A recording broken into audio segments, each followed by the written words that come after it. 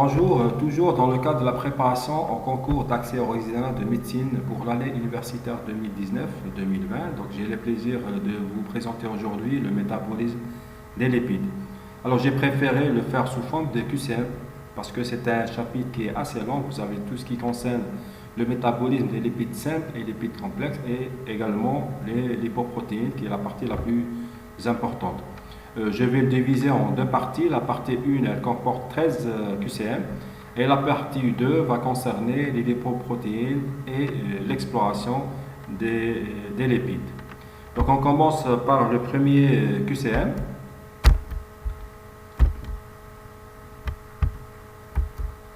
Alors concernant les lipides sont solubles en milieu aqueux. En B, ils ont un rôle exclusivement énergétique. Ils sont absorbés directement dans l'intestin par la bordure en bronze. En D, sont hydrolysés par la lipase pancréatique, donnant principalement des monoglycérides et des acides gras libres qui vont être absorbés par la bordure en bronze. Et enfin, en E, dans le sang, les lipides sont transportés sous forme libre. Vous avez ici une seule réponse juste, là c'est la réponse D. Alors, les lipides sont en réponse A, c'est une réponse qui est fausse. Il faut savoir que ce sont des molécules organiques qui sont insolubles dans l'eau, mais solubles dans les solvants organiques apolaires, tels que le chloroforme, l'éther et le benzène. La deuxième proposition également, elle est fausse. Ils ont en plus du rôle énergétique un rôle structural, notamment le cholestérol et les phospholipides qui entrent dans la composition des membranes biologiques. Donc, ils sont absorbés directement dans l'intestin par la bordure en bronze. C'est une réponse également qui est fausse. Par contre, avant d'être absorbés, ils sont hydrolysés par la lipase pancréatique, donnant principalement donc, des monoglycérides et des acides gras libres qui vont être absorbés par la bordure en bronze. Donc, c'est la réponse juste. La dernière proposition, elle est également fausse. Donc, juste pour vous expliquer cette absorption, donc il y aura une digestion par la lipase pancréatique avec en présence de sels biliaires, et donc on aura la libération d'acides gras et de monoglycérides qui vont passer à travers la membrane par une division passive.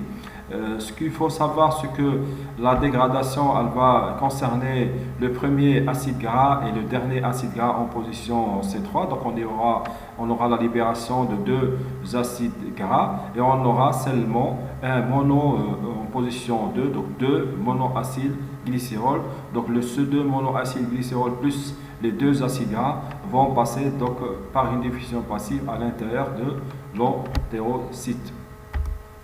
Dans le sang, ces lipides sont transportés sous forme libre, donc c'est une réponse qui est fausse puisque les lipides sont insolubles et donc doivent être transportés sous forme de complexes lipoprotéiniques. Donc ces complexes, c'est des structures macromoléculaires, donc avec deux parties. La partie périphérique qui est composée par des apolipoprotéiniques. Ils ont, en plus d'un rôle structural, ils ont donc un rôle métabolique, on va voir dans la partie des lipoprotéines.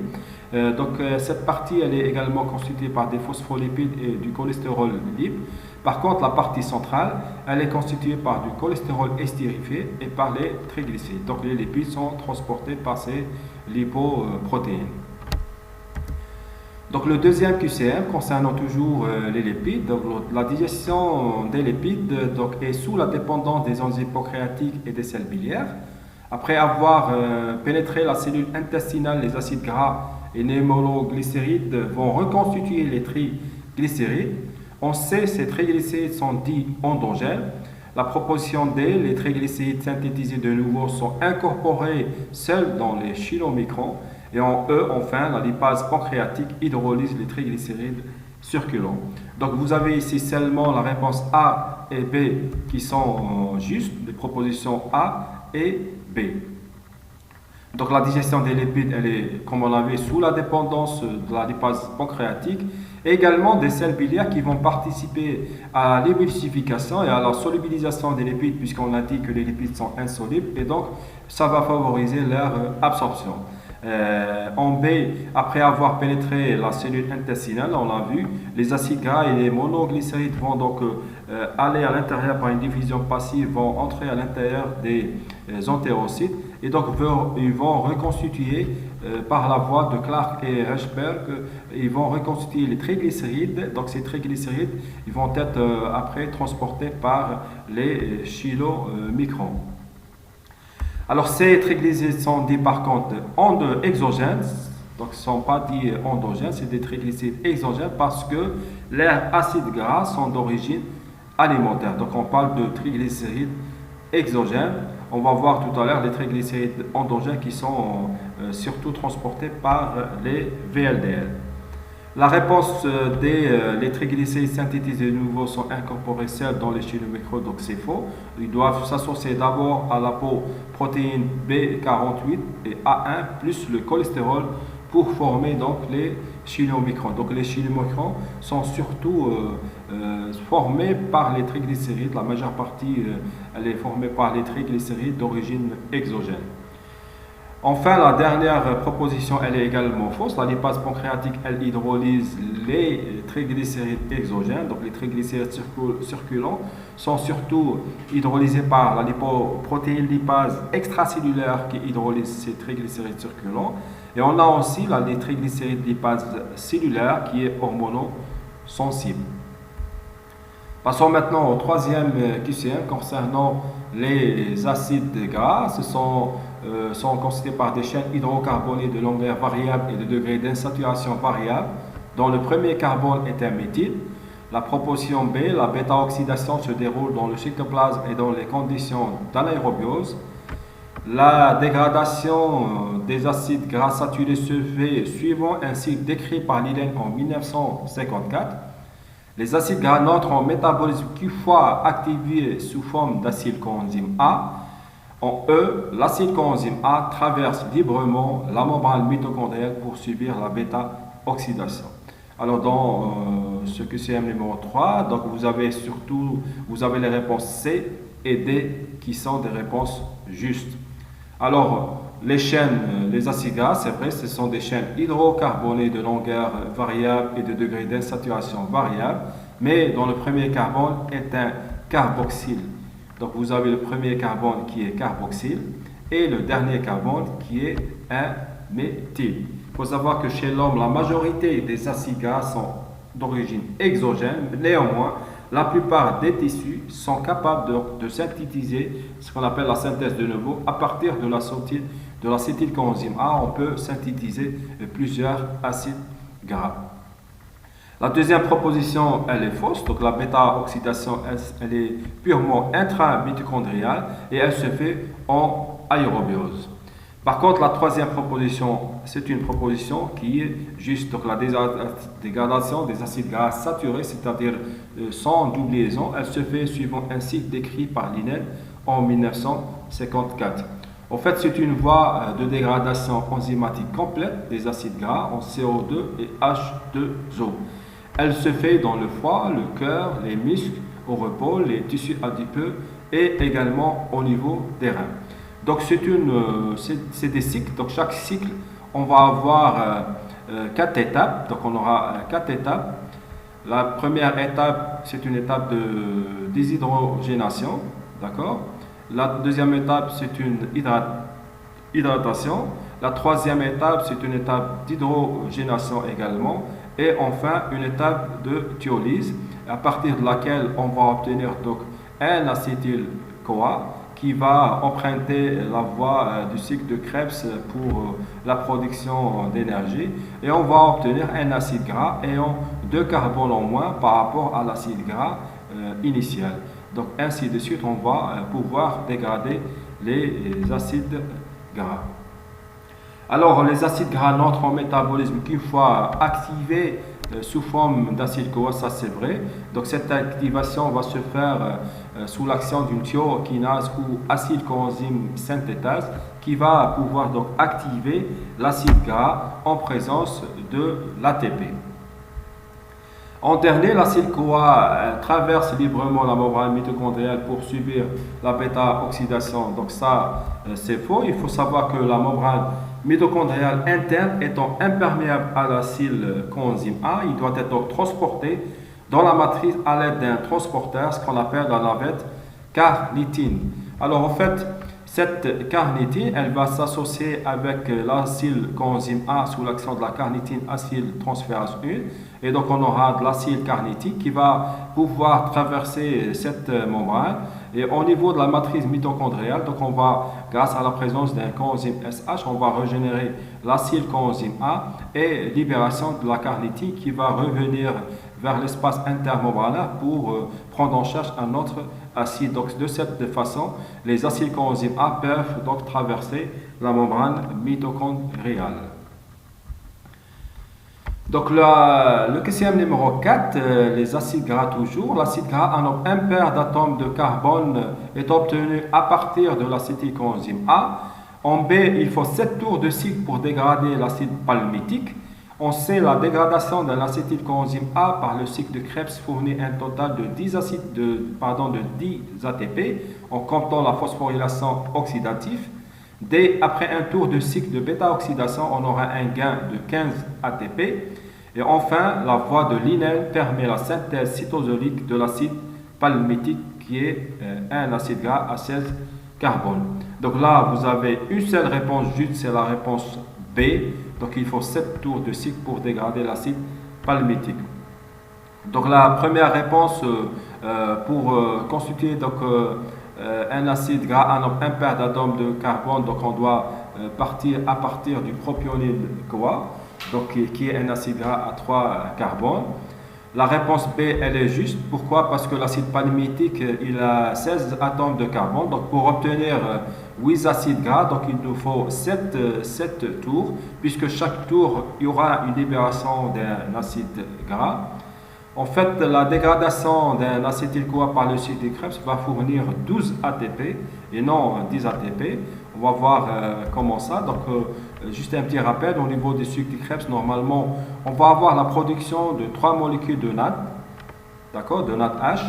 On sait que ces NADH, via la phosphorylation oxydative, vont produire 3 ATP. Donc, pour chaque molécule, on aura 3 ATP, donc ça nous fait 9 ATP.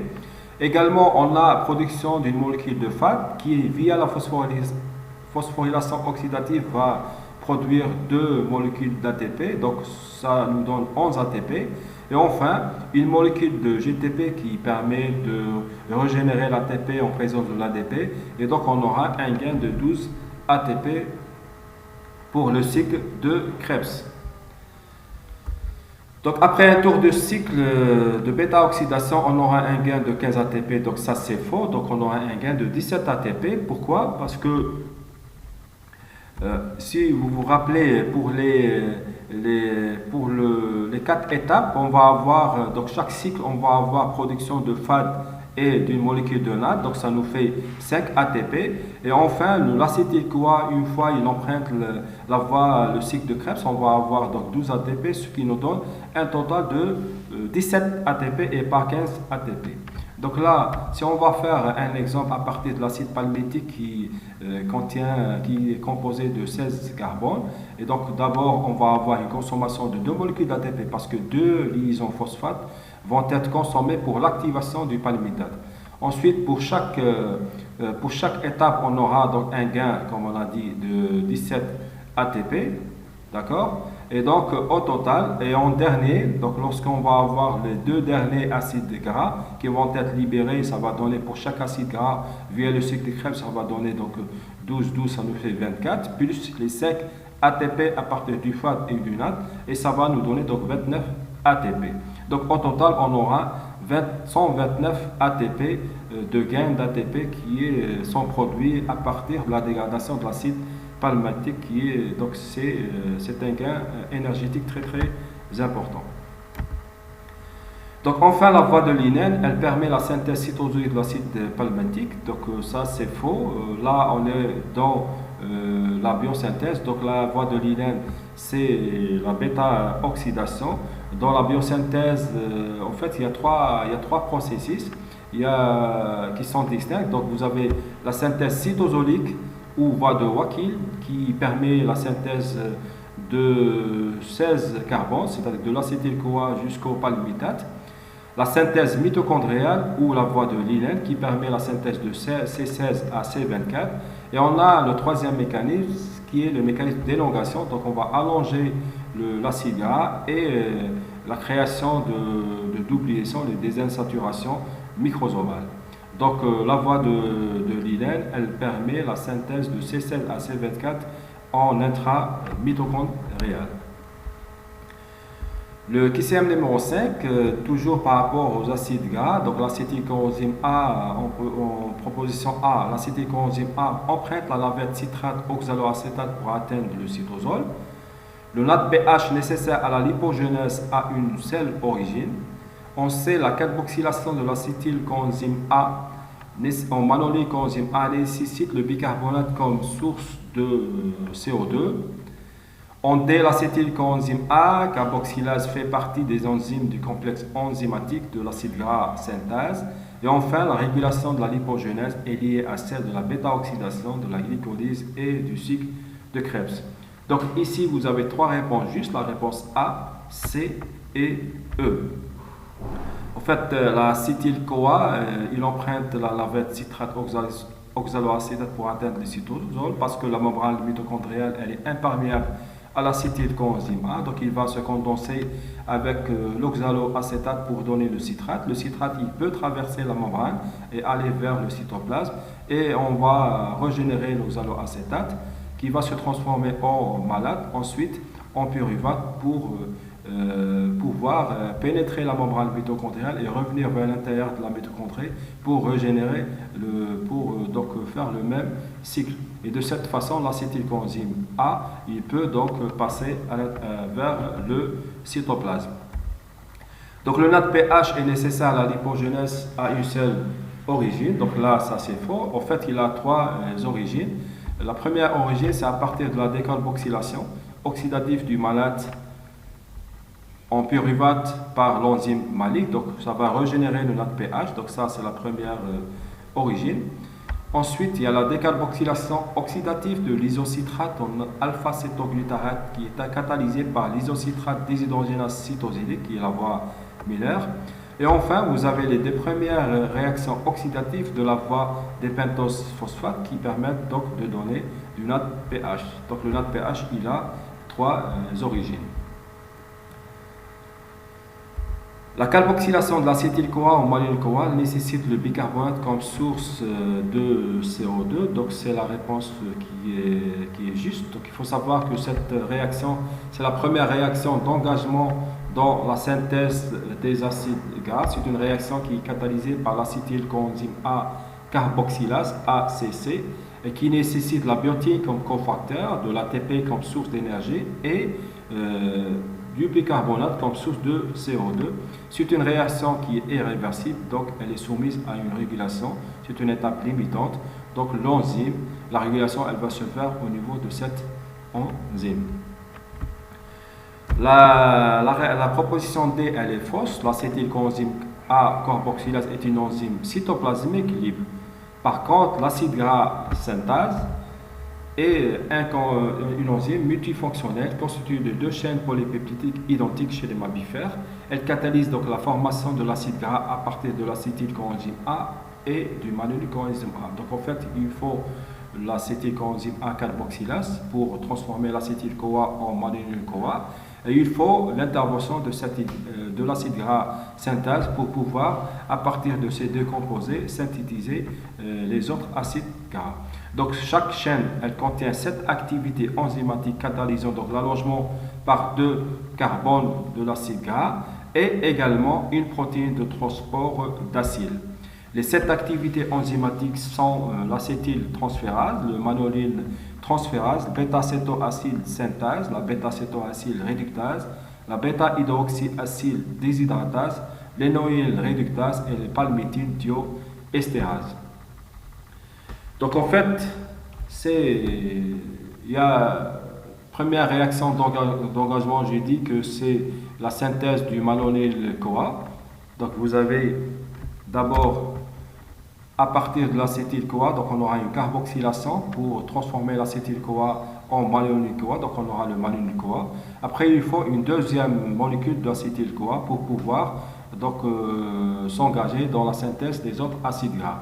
Il y a 4 réactions enzymatiques: réaction de condensation, de réduction, déshydratation et une autre réaction de réduction.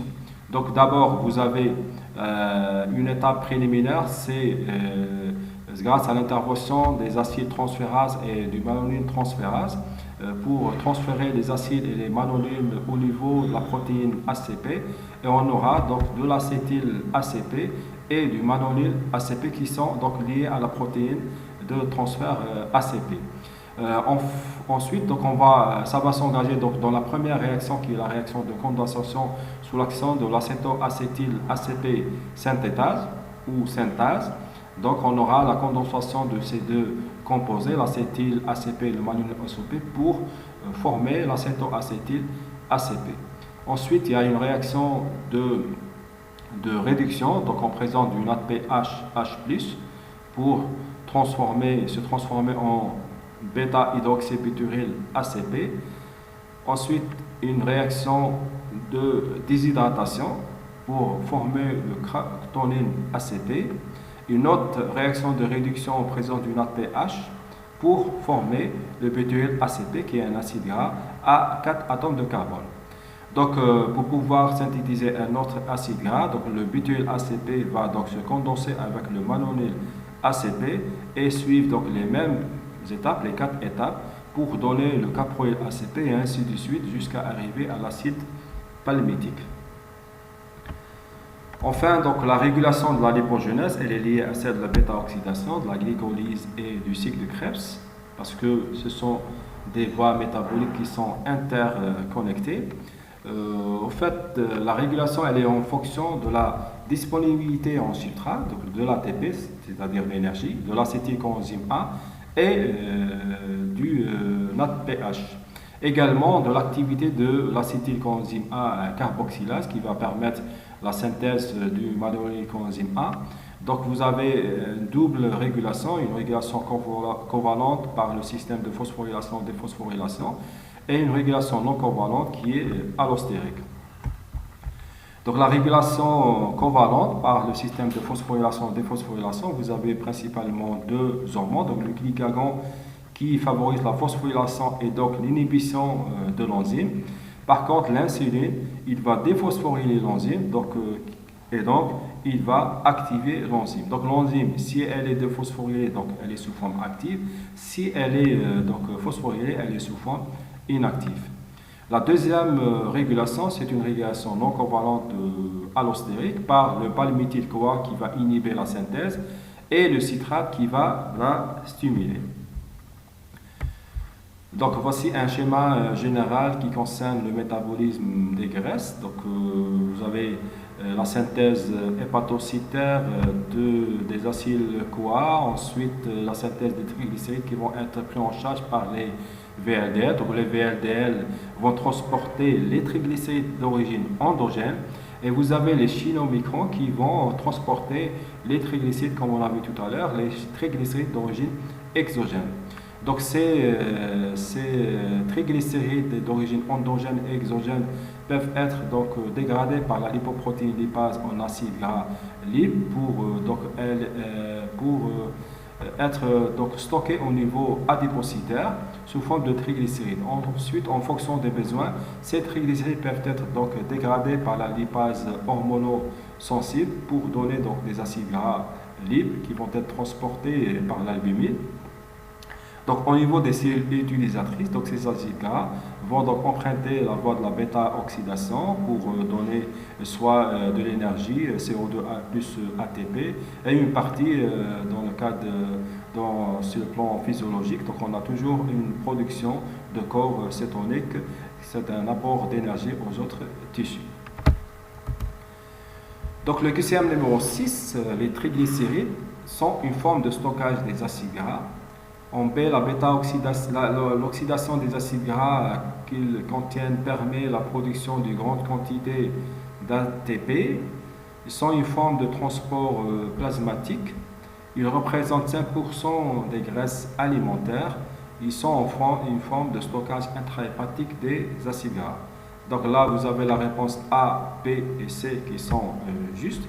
La réponse A, ils sont une forme de stockage parce que vous avez pour chaque triglycéride, donc on a 3 acides gras, donc on parle de triester d'acides gras. L'oxydation des acides gras qui contiennent permet la production d'une grande quantité d'ATP. On a vu tout à l'heure l'exemple de l'acide palmitique qui permet un gain de 129 ATP. La forme de transport plasmatique, donc c'est vrai, les acides gras liposolubles sont en partie transportés par l'albumine, mais majoritairement par les triglycérides sous forme de lipoprotéines. Ils représentent 5% des gaz alimentaires, ça c'est faux, donc ils représentent 95% des graisses alimentaires. La dernière proposition, elle est fausse, forme de stockage intrahépatique. Au contraire, les triglycérides constituent le stock d'acide gras le plus important dans l'organisme, localisé essentiellement au niveau du tissu adipeux, donc plus de 10% du poids corporel. Toujours QCM numéro 7 concernant les triglycérides. Donc en A sont mobilisés en l'absence du glucose. La diète prolongée, les exercices physiques et le stress favorisent également leur mobilisation. On sait le rendement énergétique de l'oxydation complète en CO2 et H2O de 1 g de lipides est inférieur à celui de 1 g de glucides. D. Seul le foie est responsable du métabolisme des triglycérides. Et E. La synthèse des triglycérides est assurée par la triglycéride synthèse. Donc là, vous avez 3 réponses justes. C'est la réponse A, B et E. Donc la mobilisation, les triglycérides sont effectivement mobilisés en l'absence du glucose, donc ils vont être dégradés en glycérol et acide gras, et l'acide gras va être utilisé pour produire de l'énergie. Également la diète prolongée, les exercices physiques et le stress favorisent également leur mobilisation. La réponse C, c'est une réponse fausse. Donc il faut savoir que l'oxydation complète de 1 g de lipides elle est supérieure à celui de 1 g de glucides. Donc ça va permettre de donner, pour 1 g de lipides, on aura donc 9 kcal, alors que 1 g de glucides, ça va nous donner 4 kcal d'énergie. Donc seul le foie est responsable du métabolisme des triglycérides, donc ça c'est faux. Donc il y a principalement l'intestin, le foie, le tissu adipeux et ce qu'on appelle les muscles et les myocardes, c'est-à-dire les parties qui vont consommer ces acides gras. Donc l'intestin, c'est le lieu de production des triglycérides exogènes, le foie, le lieu de production des triglycérides endogènes, le tissu adipeux, c'est le lieu de stockage et de distribution des acides gras, les muscles et les myocardes sont les lieux de consommation. Donc la synthèse des triglycérides, elle est assurée par la triglycéride synthèse, donc c'est une réponse qui est juste. C'est une enzyme qui est complexe multi-enzymatique. Donc il existe 2 types de triglycérides synthèse selon que nous sommes dans l'entérocyte ou bien dans le tissu adipeux, les muscles, le myocarde et le foie. Dans l'entérocyte, la synthèse des triglycérides à partir d'acides gras et de monoglycérol, et dans les autres tissus, elle se fait à partir d'acides gras et de glycérol. Le QCM numéro 8 concernant le cholestérol, il est apporté exclusivement par l'alimentation. Il est le précurseur de composés biologiques. Le cholestérol, on sait, le cholestérol non dégradé est éliminé par les voies biliaires vers l'intestin, soit directement, soit après transformation en acide biliaire dans le foie. En D, le cholestérol éliminé au niveau de l'intestin est totalement réabsorbé. Et en E, les acides biliaires primaires permettent la solubilisation et donc l'absorption des lipides et des vitamines liposolubles intestinaux. Donc là, vous avez uniquement la réponse B et C qui sont des réponses justes.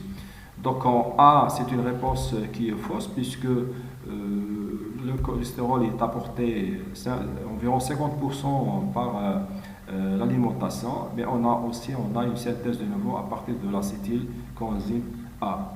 La réponse B, elle est juste. Donc il est le précurseur des hormones stéroïdes, des acides biliaires, le calcitriol ou la vitamine D.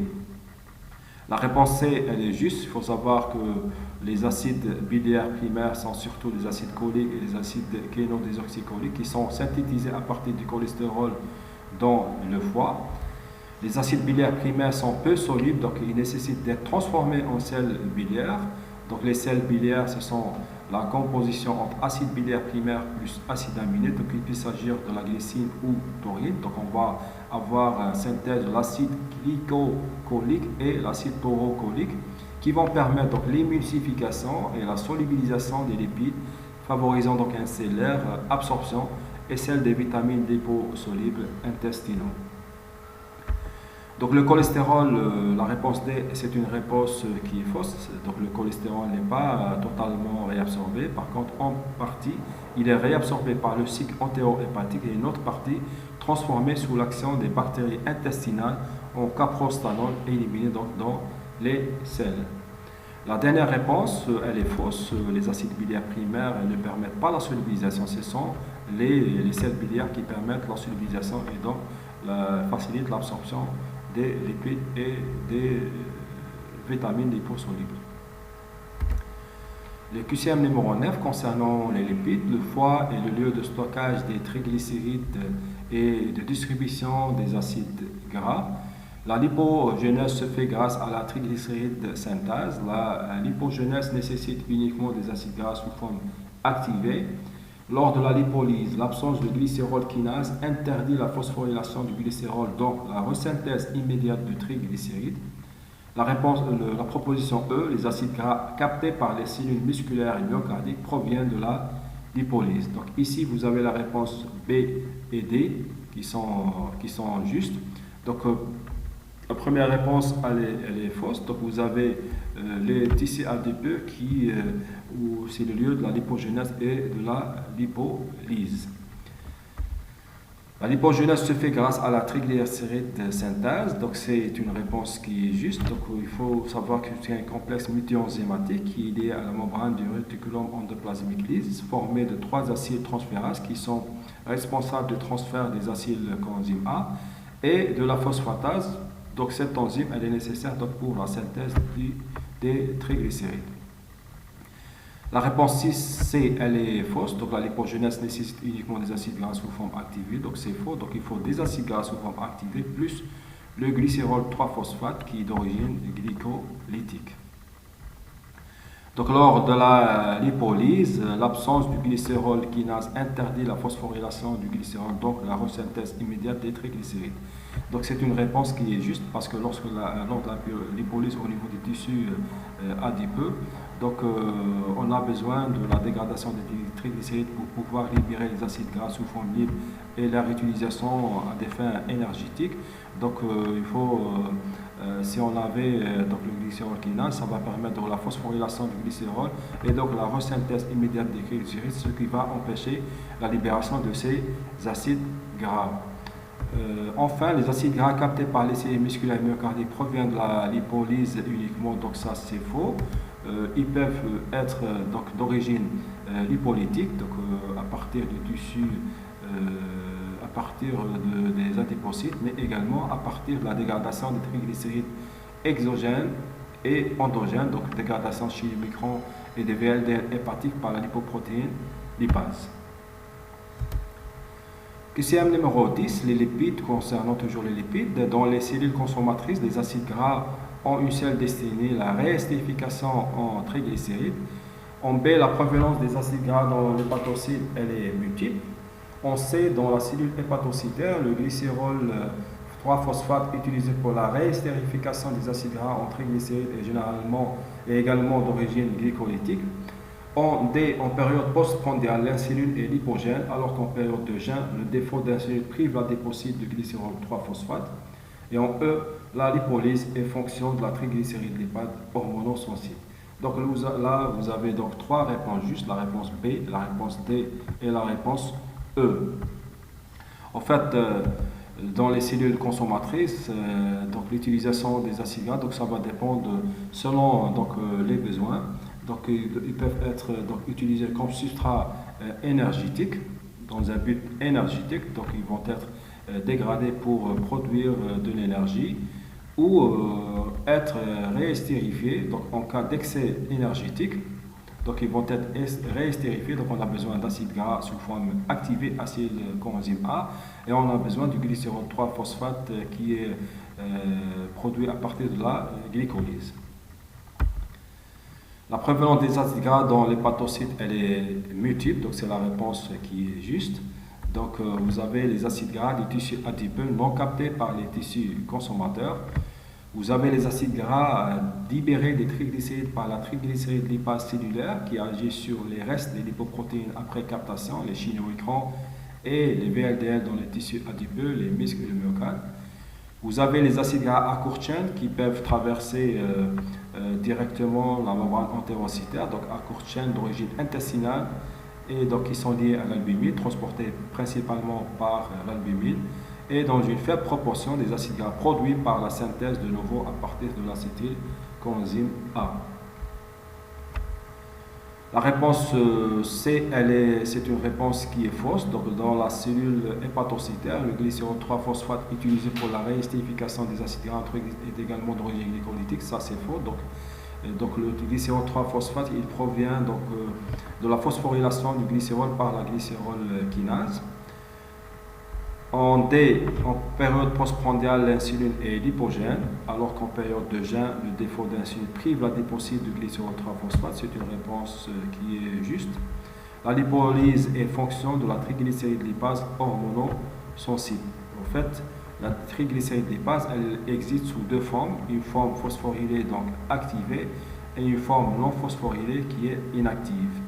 Donc le glycagon et l'adrénaline sont lipolytiques. Ça veut dire qu'ils vont favoriser la phosphorylation de l'enzyme et donc l'activation de l'enzyme. Par contre, l'insuline, il va favoriser donc la déphosphorylation de l'enzyme et donc il va l'inactiver. Donc l'insuline, c'est une hormone qui est antilipolytique, elle favorise la forme déphosphorylée. Par ailleurs, l'hormone thyroïdienne, le cortisol, induisent la biosynthèse de la triglycéride lipase et sont donc lipolytiques.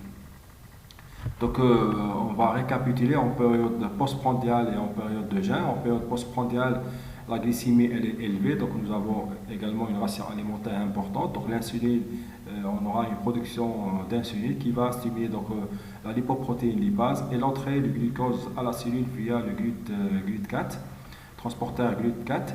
Et donc on aura une stimulation de la lipoprotéine lipase. Donc comme conséquence, on aura une diminution de la glycémie et des lipides circulants, puisqu'on va dégrader surtout les triglycérides et tout pour avoir des acides gras qui vont être stockés au niveau du tissu adipeux.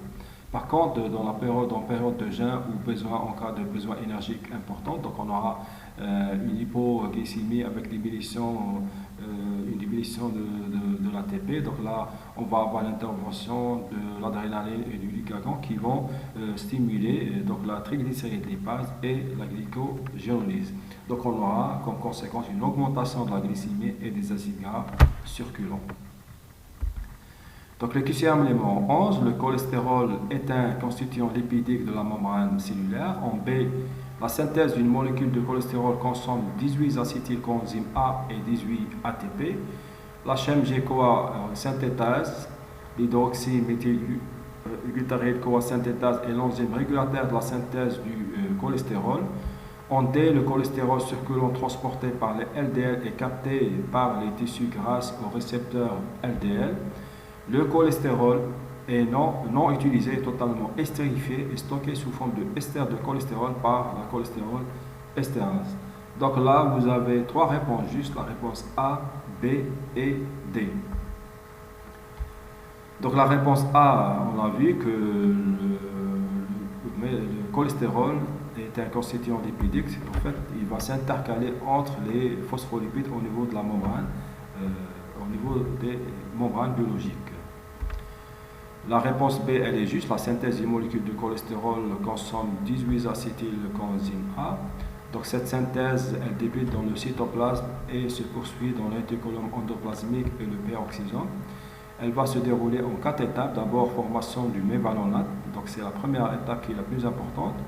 Ensuite, formation de l'isoprène activé, condensation en squalène. Ensuite, condensation en cholestérol avec constitution composée de 27 carbone.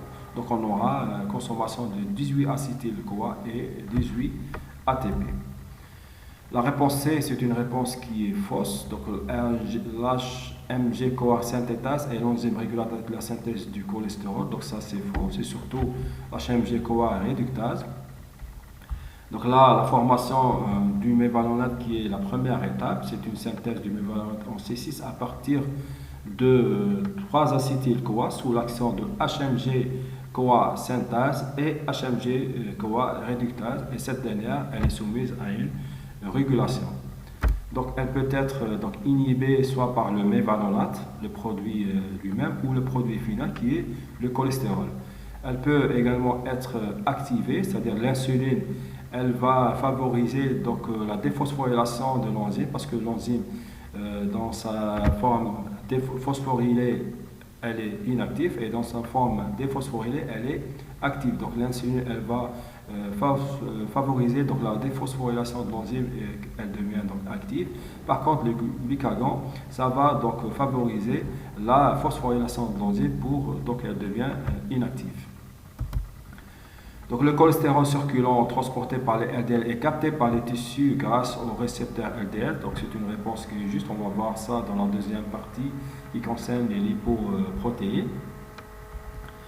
Le cholestérol non utilisé est totalement estérifié et stocké sous forme de ester de cholestérol par le cholestérol estérase. Donc ça c'est faux. En fait il y a une autre partie qui est estérifiée par la LCAT et incorporée au HDL pour pouvoir être épuré, donc c'est la voie d'épuration. Le deuxième QCM concerne les corps cétoniques. En A sont produits en faible quantité dans les conditions physiologiques. En B, la synthèse des corps cétoniques s'accentue en cas de haute activité du cycle de Krebs. En C, les corps cétoniques sont les carburants des tissus périphériques. D, l'haleine des diabétiques de type 2 signale une forte concentration de corps cétoniques dans le plasma sanguin. Et enfin, en phase absorptive avancée, l'acétogénèse hépatique permet de fournir de l'énergie au cerveau. Donc là, vous avez 4 réponses justes, c'est la réponse A, C, D et E. Donc effectivement, les corps cétoniques sont produits en faible quantité dans les conditions physiologiques. Donc ce sont des composés hydrosolubles à potentiel énergétique qui sont produits de façon normale lors du catabolisme des acides gras et également de certains acides aminés cétoformateurs. Donc vous avez l'acétoacétate, la bêta-hydroxybutérate et l'acétone. Ce sont les trois principaux corps cétoniques. Les acides aminés qui peuvent donner ces corps cétoniques, vous avez la phénylalanine, la tyrosine, la leucine, la lysine, le tryptophane et l'isoleucine. Donc vous avez d'abord la formation de l'acétoacétate, c'est le premier composé qui est formé. Donc on aura à partir de l'acétyl-CoA, donc formation d'abord du bêta-méthylcoenzyme A. Ensuite il va se transformer en acétoacétate qui peut soit donner de l'acétone par une décarboxylation spontanée, soit se transformer en bêta-hydroxybutérate. La synthèse des corps cétoniques, elle s'accentue en cas de haute activité du cycle de Krebs, donc c'est une réponse qui est fausse. Ce qu'il faut savoir que cette synthèse ou le mécanisme de la cétogénèse, c'est surtout en période de jeûne ou en cas de diabète, surtout diabète insulino-dépendant, donc par absence de glucides. Alors l'acétyl-CoA qui est utilisé normalement en priorité par le cycle de Krebs lors de la respiration mitochondriale ne peut donc malheureusement pas pénétrer dans le cycle de Krebs. Pourquoi? Parce qu'on va avoir un manque d'oxaloacétate. Lorsqu'on a une absence de glucides, l'oxaloacétate va être utilisé pour la synthèse du glucose par la voie de la néoglycogénèse. Donc par défaut d'oxaloacétate, l'acétyl-CoA il ne peut pénétrer à l'intérieur du cycle de Krebs. Donc le cycle de Krebs sera en quelque sorte stoppé et donc l'acétyl-CoA va être utilisé. Donc il va emprunter une autre voie pour la synthèse surtout des corps cétoniques. Donc soit synthèse d'acides gras et c'est surtout la synthèse des corps cétoniques qui représentent des produits qui sont énergétiques. Donc le cycle de Krebs il sera saturé, l'acétyl-CoA il s'accumule et donc des corps cétoniques, donc production en excès de corps cétoniques qui peuvent être très toxiques pour l'organisme humain. Donc les corps cétoniques sont les carburants des tissus périphériques, c'est une réponse qui est juste. Donc une fois formés au niveau hépatiques qui peuvent donc aller vers les tissus périphériques et se donner donc de l'acétylcholine qui peut être donc utilisé à des fins énergétiques. Alors, en réponse D, elle est juste. Donc, la laine des diabétiques de type 2 signale une forte concentration de corps cétonique dans le plasma sanguin, c'est vrai. Donc, en cas d'excès important dans le sang, ces corps cétoniques deviennent toxiques. Donc, on va dire que c'est une mauvaise haleine due à l'accumulation d'acétone qui est expirée par voie pulmonaire.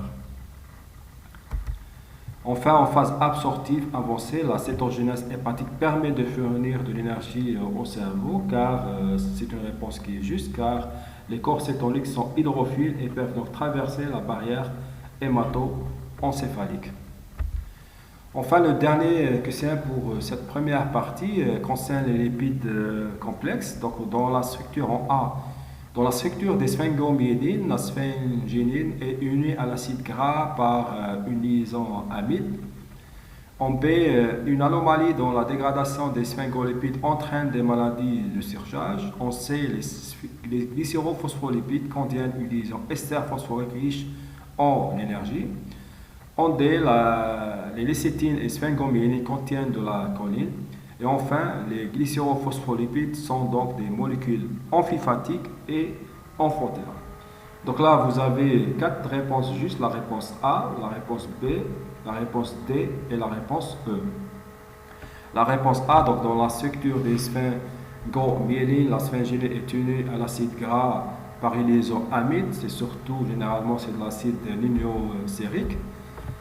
Donc vous avez ici les sphingomyélines qui existent essentiellement au niveau du système nerveux central, au niveau de la gaine de myéline. Donc la fonction alcool primaire elle est estérifiée par une molécule de phosphorylcholine.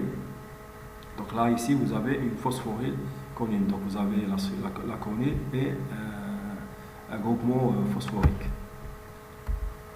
En B, une anomalie dans la dégradation des sphingolipides entraîne des maladies de surcharge. Donc c'est une réponse juste, surtout les sphingolipides d'origine notamment généralement génétique, qui sont en transmission autosomale récessive et qui se caractérisent très souvent par l'accumulation d'un métabolite sphingolipidique. La réponse C, c'est une réponse qui est fausse. Les glycérophospholipides contiennent une liaison ester phosphorique riche en énergie. Donc il faut savoir que toutes les liaisons ester phosphoriques ne sont pas nécessairement riches en énergie. La réponse D, les lécithines et sphingomyélines contiennent de la choline dans leur structure. C'est une réponse qui est juste. Donc la choline, on obtient la choline à partir de la sérine. Donc une décarboxylation de la sérine va donner de l'éthanolamine. L'éthanolamine une fois méthylé, donc plus 3 groupements méthyl, on va obtenir donc la conique, donc on aura un ammonium quaternaire. Donc les lécithines, dans leur structure, vous avez ici la choline, donc le groupement phosphorique au niveau de la colle primaire, donc le groupement phosphorique plus une choline. Pareil pour les sphingomyélines, vous avez le groupement phosphorique ici et vous avez la choline. Donc c'est une réponse qui est juste. Les glycérophospholipides sont des molécules amphipathiques et amphotères, donc c'est juste. Amphipathique, pourquoi? Parce qu'elles présentent deux pôles, l'un hydrophobe dû aux acides gras et l'autre hydrophile dû à l'ester phosphorique. Elles ont donc des propriétés identiques à celles des savons, émissionnants et moussants. Donc on dit qu'ils sont amphotères car elles possèdent donc à la fois une fonction acide apportée par l'acide phosphorique H3PO4 et une fonction basique apportée par l'alcool, la sérine ou la thréonine ou par la choline. Donc on a terminé cette première partie qui concernait surtout les lipides simples et les lipides complexes. Donc on va voir ensuite la deuxième partie qui va concerner les lipoprotéines. Donc si vous avez d'autres questions concernant cette première partie, vous pouvez me les envoyer via l'adresse mail qui se trouve dans la première diapo. Donc je vous remercie.